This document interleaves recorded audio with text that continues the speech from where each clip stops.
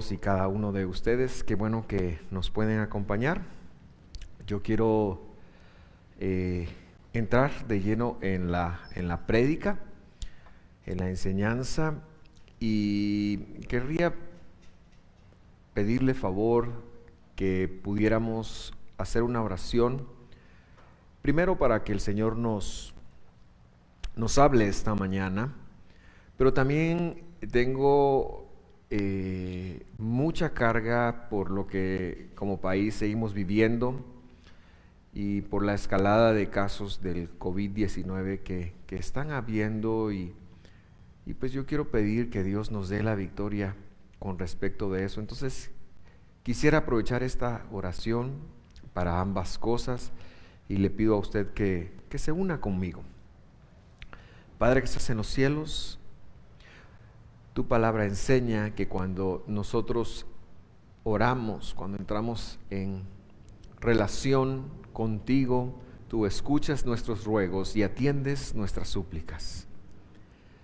Yo te quiero pedir especialmente por nuestra tierra y por lo que está ocurriendo. En todo el mundo se ha visto esta pandemia, pero ahorita en Guatemala está pegando muy fuerte y yo te pido, Señor, que tú tengas compasión de cada familia que ha perdido un ser querido en estos días, ya sea por la pandemia o no, de cada persona que está contagiada en este momento. Te pido que tengas compasión y oramos y te rogamos por vida en el nombre de Jesús. Como hijos tuyos venimos a pedirte también, Señor, que tú detengas esta plaga, que tú detengas esta plaga en nuestro mundo, pero especialmente en nuestro país, que el virus empiece a milagrosamente perder fuerza y que sea erradicado, que sea desvanecido, que pierda su poder de contagio en medio de nosotros. Danos un milagro para saber que eres tú quien nos salva. Y como dice la Escritura, Oshia Ana, sálvanos ahora. Osana, sálvanos por favor ahora, sálvanos. Y como dice en otra parte, por favor, Señor, sánanos, por favor. En el nombre de Jesús lo pedimos. Nos unimos todos a ello. Pero también te pedimos que esta mañana, aún en medio de lo que vivamos, nos des una palabra, nos hables y que podamos conectar lo que tú tienes, la porción de tu palabra que tienes para nosotros el día de hoy, y de esa manera ser transformados. En el nombre de Jesús lo pedimos. Amén y amén. Muchas gracias por acompañarme en esa oración. Quiero recordarle que el domingo pasado iniciamos una serie que le llamamos La Salvación, pero que realmente lo que queremos tratar en esta serie, en estas prédicas, son los beneficios de algunos, ¿verdad? No podemos tratarlos todos, pero algunos de los beneficios que Dios ha puesto sobre nosotros debido a ser salvos, debido a su salvación. Así que tenga en mente que todo esto se debe a la gracia de nuestro Señor, quien nos salvó. Y uno de esos beneficios es la paz. Uno de los beneficios de la salvación es la paz. Ahora quiero explicarme un poquito. Por paz, no entienda usted ausencia de guerra en el mundo, ni de conflictos. Es bueno tener paz conyugal, pero no siempre se tiene paz conyugal. Es bueno siempre tener paz en todas las relaciones, pero a veces hay conflictos. No me refiero tanto a eso, sino me refiero a una paz que va más allá de eso y que, por supuesto, al tenerla, al vivirla, nosotros podríamos llevar eso a todas nuestras relaciones, y a esa paz le voy a llamar Shalom. Shalom, que es la palabra bíblica para paz, y es donde vamos a aterrizar la charla de hoy. Sin embargo, que quiero pedirle que me acompañe a iniciar la lectura de la Biblia en Romanos capítulo 5, versículo 10. Los textos de esta charla los tomé de la Nueva Biblia de las Américas, eso quiere decir NBLA, y dice así: ¿por qué? Si cuando éramos, énfasis en el éramos, enemigos, fuimos reconciliados por Dios, con Dios, por la muerte de su Hijo. Mucho más, habiendo sido reconciliados, seremos salvos por su vida. El énfasis que quiero hacer y el desarrollo que quiero tener es en cuanto a la enemistad con Dios. Hay un dicho que dice que con la cocinera no hay que pelearse, ¿verdad? Porque, era un dicho antiguo, le puede echar veneno a la comida, y en la Biblia vemos una profesión, la profesión de copero, que era alguien que probaba la comida y el vino de los reyes antes de que ellos lo tomaran, para que no fueran afectados por ningún veneno o ningún sinsabor. Y es importante no pelearse entonces con la cocinera, porque es la que cocina y eso es lo que comemos. Es importante no pelearse con la persona que tiene la autoridad, por ejemplo, un maestro, un jefe. Es importante tener paz en la casa, pero ser enemigo de Dios es el peor de los estados que el hombre puede tener. Estar enemistado con Dios es la peor pelea que nosotros podríamos tener. Y es precisamente lo que impide encontrar el shalom o la shalom de Dios, dependiendo de cómo usted lo quiera conjugar. Ya llegaré a ese concepto. Pero lo que quiero dejar establecido por lo que hemos leído es que existe una forma y una forma nada más de dejar de ser enemigos de Dios. No tiene que ver con cómo nos portamos, no tiene que ver con cuánto vamos a la iglesia, bueno, ahorita no podemos venir, ni siquiera tiene que ver con estar conectado en Facebook en este momento, aunque es importante y bendigo a Dios que usted esté conectado. Pero dejar de ser enemigo de Dios es única y exclusivamente a través del sacrificio de la gracia que Él mismo tomó por nosotros. Es decir, Él mismo hizo todos los mecanismos, todos los esfuerzos, todos los procedimientos para que nosotros dejáramos de ser enemigos de Él. Esto es lo que el escritor sagrado de Romanos, el apóstol Pablo, llama reconciliación. Y aquí está nuestra primera palabra clave del día de hoy: reconciliación. Es importante que comprendamos esta palabra porque en la faceta humana podríamos pensar que reconciliación es contentarse después de una pelea, pero eso no es lo que quiere decir en la Biblia. En la Biblia, la reconciliación implica un cambio de postura en ambas partes, es decir, se tiene una posición antagónica de enemistad y algo sucede, en este caso el sacrificio de nuestro Señor, de tal manera que como resultado de esto que se da, este pago de justicia que se da con el sacrificio de nuestro Señor, como resultado de ello, ambas partes pueden, si estaban de espaldas, pueden tomar posiciones para acercar posturas, pero implica un esfuerzo de las dos partes. Eso quiere decir, si es lo que el apóstol Pablo está predicando, que Dios, con respecto de usted, con respecto de mí, cuando vino a salvarnos, cuando entregó su vida por nosotros, cuando fue puesto en ese madero y cuando le llamó y usted atendió ese llamado y dijo: yo quiero seguir a Jesucristo, yo quiero ser discípulo de Jesucristo, yo recibo la salvación que Él ya hizo. Cuando se dio eso, hay un cambio de postura de parte de Dios para usted. Algo sucedió.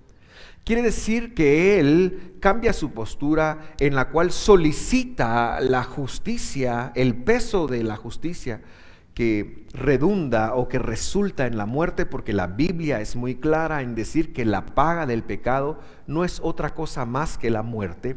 Dios cambia esa postura. Y en lugar de querer hacer ese cobro, Él decide dar vida. Sí, en Jesús Dios ha decidido dar vida eterna. Ni siquiera me estoy refiriendo a salud, aunque también está implícito. Pero Él decide darnos vida eterna. Él cambia de postura, de tal manera que la exigencia de la justicia antes era muerte, pero ahora es vida. Y aquellos que recibimos a Jesús, aunque lleguemos al final de nuestros días en esta tierra, tenemos la esperanza de la vida eterna, de la resurrección, cuando Jesús regrese y nos despierte, y si estamos vivos todavía, nos transforme. Ese es el cambio de postura de Dios. Por lo tanto, Dios no está ni enojado ni enfadado. Cuando a usted alguna vez le llega alguna consecuencia, Dios de alguna manera como Padre le está enseñando que hay un mejor camino, y a lo mejor le ha enseñado de otra forma y usted no ha querido atender, pero no es para muerte. No vivimos el peso de Dios para muerte eterna, sino vivimos una nueva dimensión en donde Dios cambió su postura. Dios cambió su postura para usted y para mí, que hemos creído, no por mérito nuestro, no puedo enfatizar esto lo suficiente, pero que hemos creído, que hemos puesto nuestra confianza en Jesús. Dios cambió la postura. Y la postura nueva es una postura de gracia, de amor, de bondad, por supuesto de enseñanza y corrección, pero no es una postura de justicia solamente. No es una postura en donde la paga del pecado es la muerte. Dios cambió su postura. Eso implica la palabra reconciliación desde la postura de Dios. Desde nuestra postura, yo quiero sugerirle dos cosas. Número uno, tenemos que hacer un cambio para dejar de ser enemigos de Dios. Porque Dios no es nuestro enemigo, pero nosotros lo sentimos enemigo. Vivimos con culpas. Vivimos condenándonos, vivimos recordando nuestros errores y remachándolos, y hay algo de orgullo en eso, porque cómo yo me pude haber equivocado. Pero el primer cambio que tenemos que hacer es dejar de vivir como que Dios no nos hubiera perdonado. Dicho de una manera más positiva, vivir como que Dios ya te perdonó, que eres una persona perdonada. El sacrificio de Jesús en el madero es suficiente. Quiero decirte que no tienes que hacer algo para que Dios te perdone. Que perdone tus pecados han sido perdonados. Claro, los nuevos que vayas cometiendo, para eso está el arrepentimiento, pero serán perdonados en la medida en la que tú te sometas al Señor. No existe una posibilidad de que no sean perdonados, porque Dios cambió su postura. Los sacrificios que leemos en la Escritura eran un ejemplo didáctico de lo que iba a pasar, pero no podían, ningún sacrificio, ni siquiera hoy en día, cuando decidimos portarnos bien, Dios no nos va a portar, no nos perdona porque nos portemos bien, nos perdona porque ya entregó su vida para perdonarnos, porque ya cambió de postura. No debemos seguir recriminando los pecados del pasado. Y déjeme contarle una experiencia muy, muy cercana a mí. Anoche vivimos una de las noches más lindas en este confinamiento, celebrando el aniversario número 24, primer servicio que se llevó a cabo en este lugar desde donde transmitimos. Fue el 16 de junio de 1996. Sí, 96. Lo cual nos da la suma de 24 años.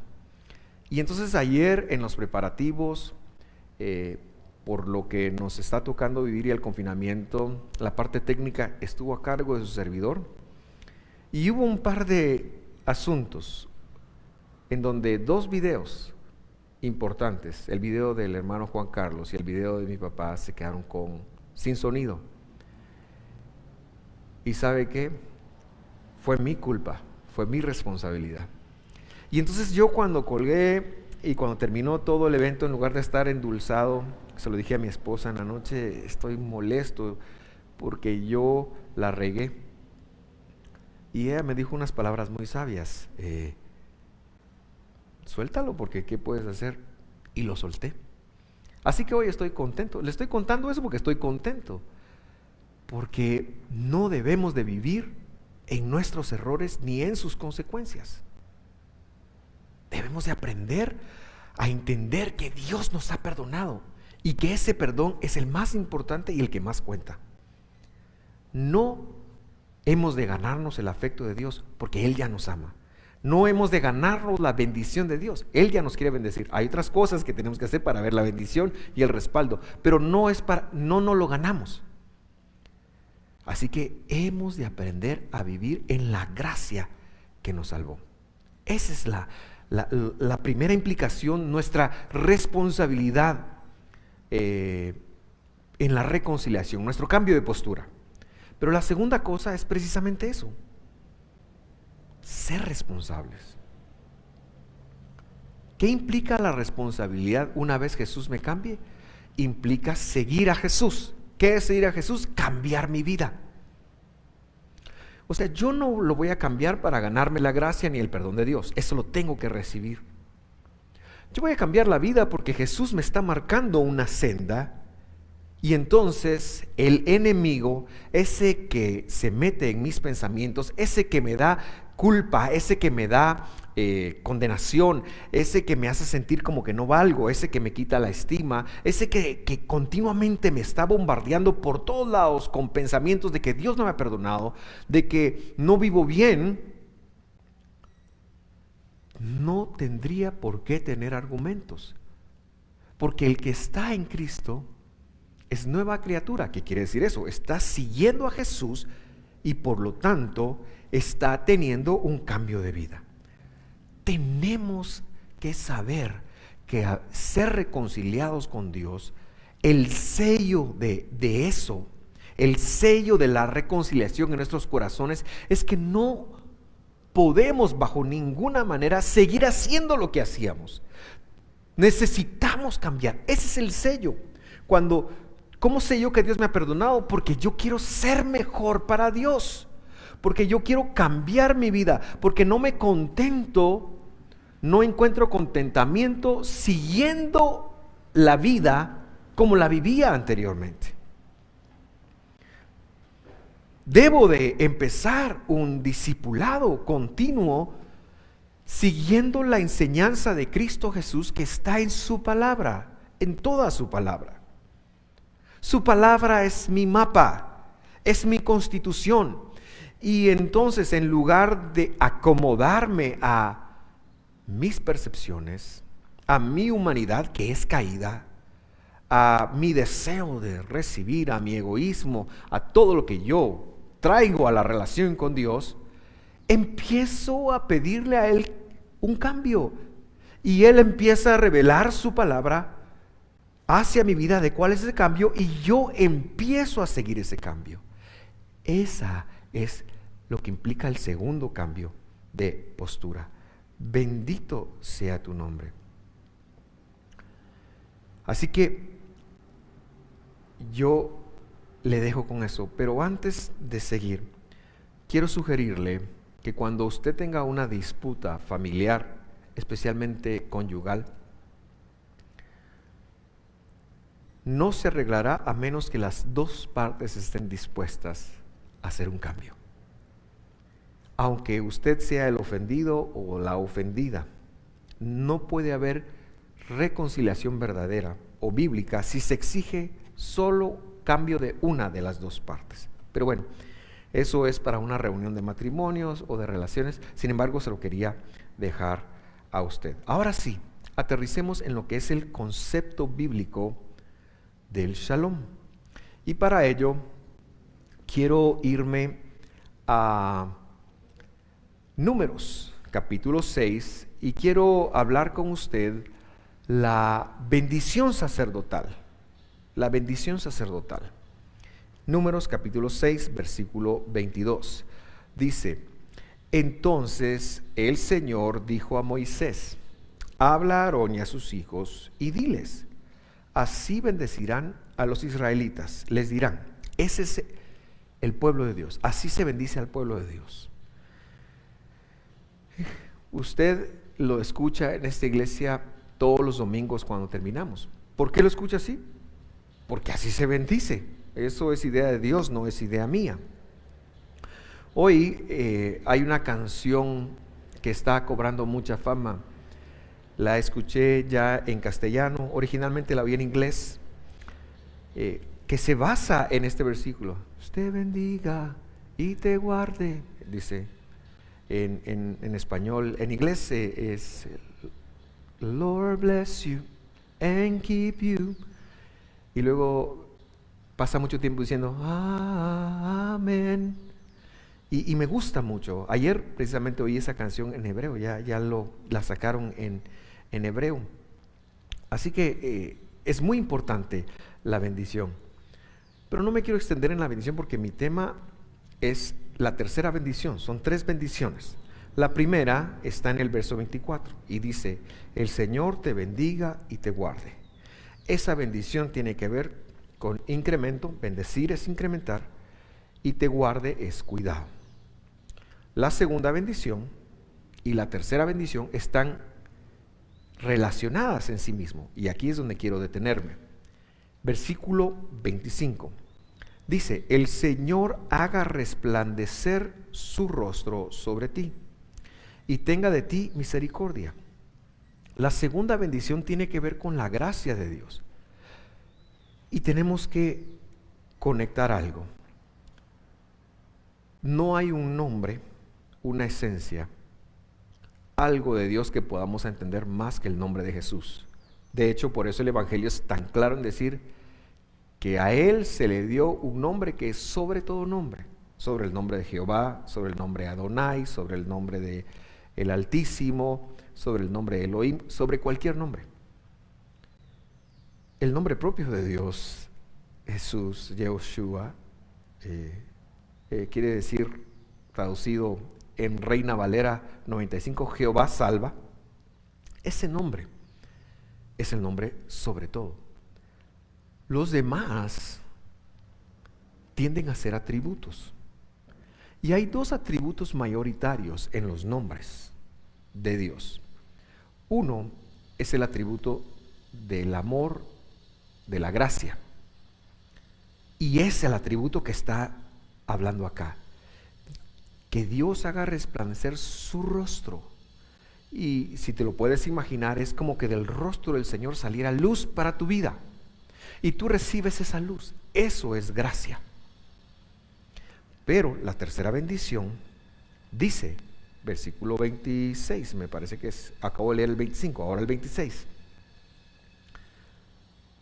El Señor alce sobre ti su rostro y te dé paz. La implicación de esto, la anterior dice, el Señor haga resplandecer. Pero esta bendición dice, el Señor alce su rostro sobre ti. Pero si yo tomo esto, que es mi Biblia, y alzo mi rostro, estoy haciendo esto, entonces no lo miro. Lo que el verso está diciendo es algo pedagógicamente para que se entienda, como que Dios hiciera esto sobre mí. Aquí está el rostro de Dios y aquí estoy yo, pero no me está viendo. ¿De qué está hablando?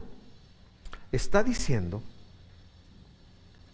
que cuando Él venga en su atributo de juicio, en lugar de verte a ti, que tú estás cercano a su corazón, estás bajo el atributo de gracia, en lugar de verte a ti, Él está viendo la obra del madero que Él mismo hizo. Él está recordando la cruz, Él está recordando su sacrificio. Esa es la tercera bendición. Y por lo tanto, eso te va a llenar de shalom, de paz, que es la palabra que usa ahí. Esto es hermoso. Esto es maravilloso. Está diciendo, no que no te va a corregir. Lo que está diciendo es que el peso de su justicia, que la hay, que existe y que es real, no va a caer sobre ti, sino sobre lo que Él está viendo, porque Él está alzando su rostro. Es importante que lo conectemos, porque Dios, el nombre, el atributo que se traduce como Jehová o el Señor en las Biblias más recientes, es el atributo de la justicia, es el atributo del juicio. Y la justicia es la justicia. En un lugar de derecho, si usted se pasó el semáforo en rojo, tendría que ver la multa. Tendría que ver la multa. Pero aquí lo que está pasando es que Dios está diciendo, yo voy a pagar la multa. Y me quiero acordar de eso, porque la falla existe. Y repito, pero eso no quiere decir que Dios nos vaya a corregir. Entonces, esta acción de Dios de venir y alzar su rostro sobre ti y ver su sacrificio, eso es paz. Eso es paz. Saber que estás en las manos cerca del corazón de Él y que Él en tus faltas está viendo su sacrificio. Eso es paz. Por eso la palabra shalom quiere decir seguridad. Eso quiere decir la palabra shalom, ese es el original, es el de donde viene shalom. Quiere decir estar seguro, estar completo, vivir con la certeza de que Dios conduce tu vida y todo es para bien. Y hoy en día ese mensaje es demasiado pertinente. Hoy en día, en las situaciones y las circunstancias que nos enfrentamos, nadie se siente seguro. Sin embargo, el mensaje de Dios es que su sacrificio te dé seguridad. El sacrificio de Jesús te garantiza que vivirás en esta tierra los años que Él quiere que vivas. No más, no menos. El sacrificio de Jesús. Así que no le tememos a la muerte. Tampoco la estoy llamando, pero no le tememos. No le tememos.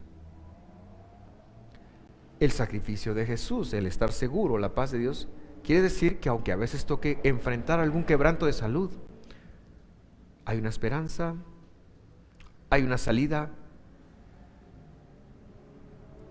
y Dios te dará la paz para enfrentarla, te dará la certeza para enfrentarla. Y es que cuando perdemos la certeza, le pongo un ejemplo. Cuando usted, no sé si le ha pasado, pero en ese tiempo ha visto a alguna persona, amiga suya, que no está en su círculo familiar, ¿acaso no nos sentimos incómodos con saludar como saludábamos antes de marzo? Ya, de hecho, hasta hacemos el codo así, ¿verdad? Porque ya no vivimos con certeza. No estoy diciendo que ahora salude igual, no. Yo le estoy hablando a la certeza que la shalom de Dios, a la seguridad que usted es un ser completo, que no le hace falta algo.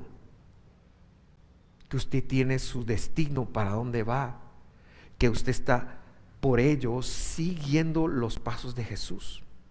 Entonces, yo cierro con esto. ¿Cuál debe ser nuestra motivación para vivir? Esta.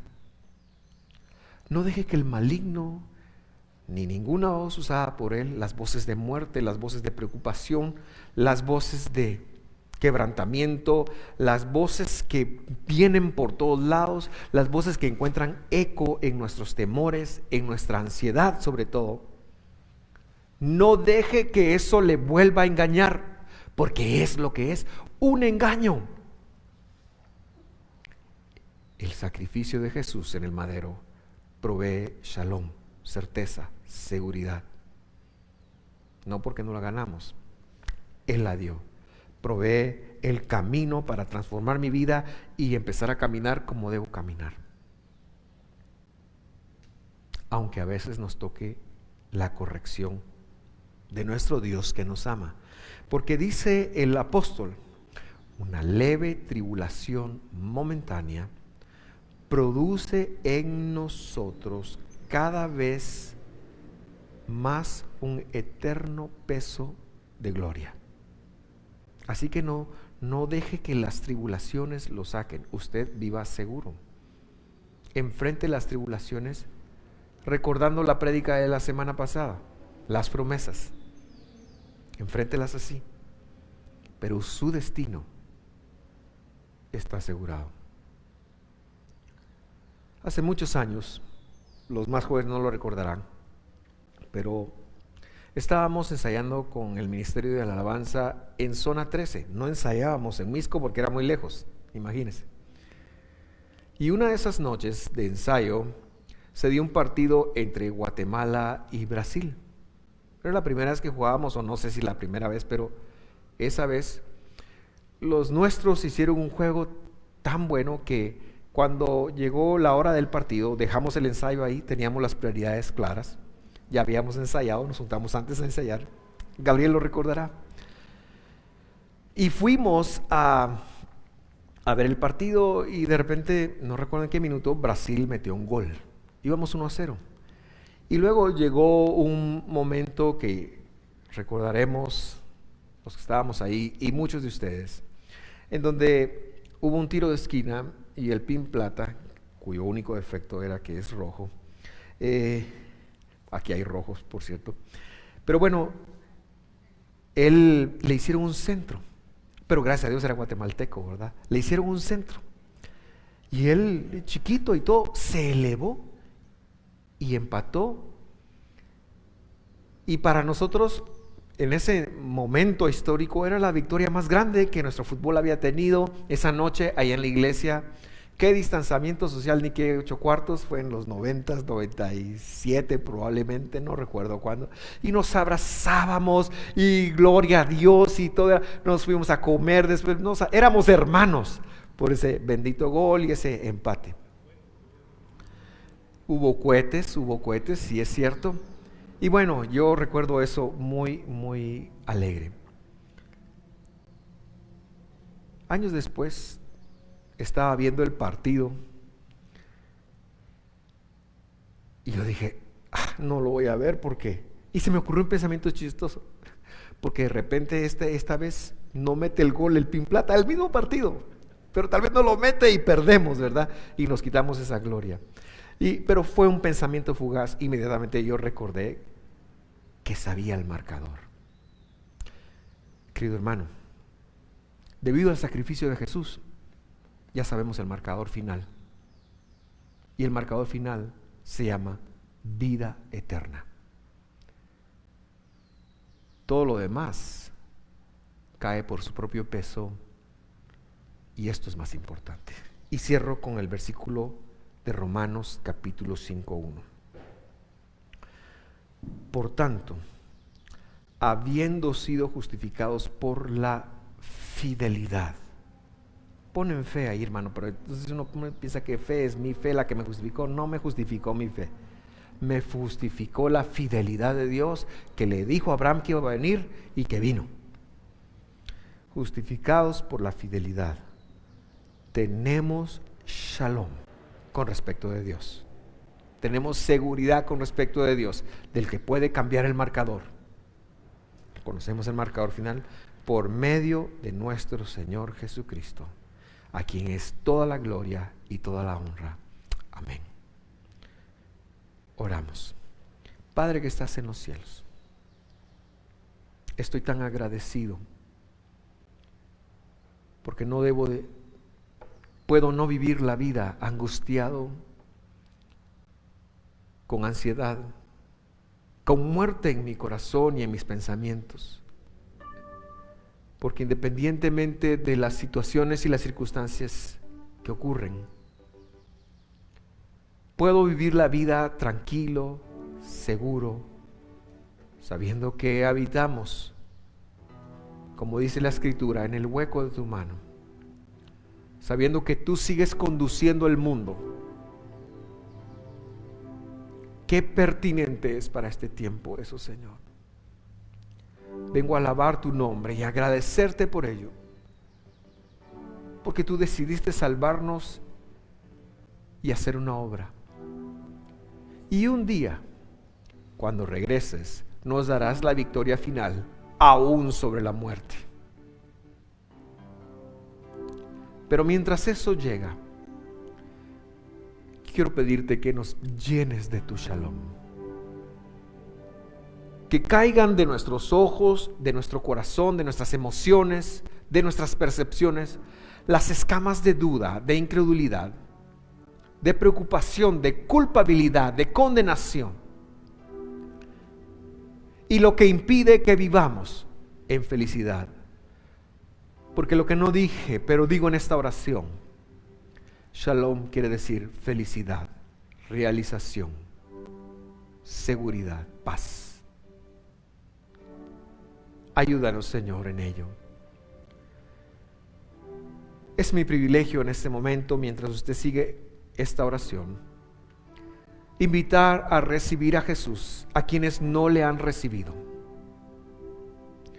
Si tú escuchas esta transmisión en este momento en vivo, o la verás después, si Dios usa esto para tocarte, este es el momento de atender el llamado de Dios. Dios te está llamando.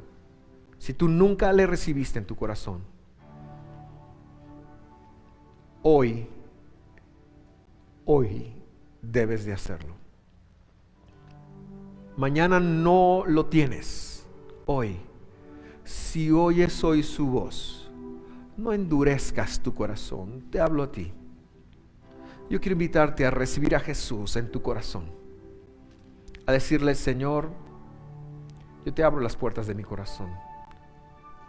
Voy a dejar de buscar la paz por otros lados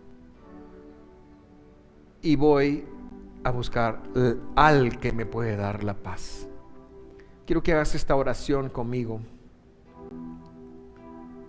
en este momento y que le digas a Jesús con todo tu corazón: te necesito. Señor Jesús, tu palabra dice que si yo creo que tú viniste en cuerpo, que fuiste crucificado, derramaste tu sangre, fuiste puesto en una tumba y 3 días después resucitaste, yo creo eso. Creo en tu sacrificio, creo en tu resurrección. Pongo mi vida en tus manos. Recíbeme como tu hijo. Escribe mi nombre en el libro de la vida, en el libro de la vida eterna, por favor, para que cuando tú regreses, yo pueda tener vida eterna y para que en esta vida yo pueda seguirte. Ora eso conmigo. Dilo con todo tu corazón. Empiézalo a creer y un nuevo nacimiento en ti se va a operar. Dios lo hizo todo. Dios lo hizo todo y el nuevo nacimiento en ti se va a operar. Así que recíbelo. Y si ese es tu caso, no olvides dejarnos un comentario porque nosotros no somos irresponsables, sino que queremos ayudarte y acompañarte en el proceso. Ahora quiero orar por todas las necesidades que usted tiene, que usted enfrenta para esta semana, para el resto del mes de junio, para el resto del año 2020. Y oramos en contra del virus del COVID. Pero ahora quiero orar por sus necesidades específicas. Pedirle a Dios que lo toque, que lo bendiga. Una leve tribulación momentánea produce en usted cada vez más excelente y eterno peso de gloria. Pero no lo vemos así. No importa qué está pasando a usted. Yo quiero que entre en shalom, de que Dios está en control y que si seguimos sus procedimientos de nueva vida, encontraremos la luz y veremos el respaldo. ¿Está listo? Ponga todas sus necesidades delante del Señor. Dígale: Señor, necesito plata, necesito salud, estoy peleando estoy enemistado, pongo esto, yo no sé qué puede ser, pero sus necesidades Dios las conoce. Padre, en el nombre de Jesús, yo vengo a pedirte por cada necesidad, que muchas son el resultado de nuestras malas siembras, que algunas otras, Señor, son el resultado de enseñanzas tuyas. Ayúdanos a conectar, primero, que estás con nosotros, que no nos vas a dejar, que todo es para llevarnos al bien, que el bien eres tú. Ayúdanos a conectar, Señor, que estamos en tus manos, que tenemos la shalom de Dios, tu shalom disponible para nosotros, que lo vivimos y que eso empiece a entrar a nuestro corazón y pronto empezarán a venir las estrategias y los procedimientos para salir de toda crisis. Pero si tú quieres hacer un milagro en las vidas en este momento, yo te pido que lo hagas. Yo hablo que el poder tuyo, el poder del Espíritu Santo opera aún cuando no podemos imponer manos, sino cuando solo las podemos enviar. Porque los discípulos en Hechos, su sombra, el distanciamiento social de su sombra, tú lo usabas. Ahora yo te pido que uses estas ondas y que llegue salud y llegue sanidad a cada uno en el nombre de Jesús. Y lo empezamos a recibir. Querido hermano, querida hermana, recíbalo. Dígale gracias al Señor. Dígale gracias. Empiece a recibirlo en el nombre de Jesús. Gracias, Señor. Gracias, Padre. Amén y amén.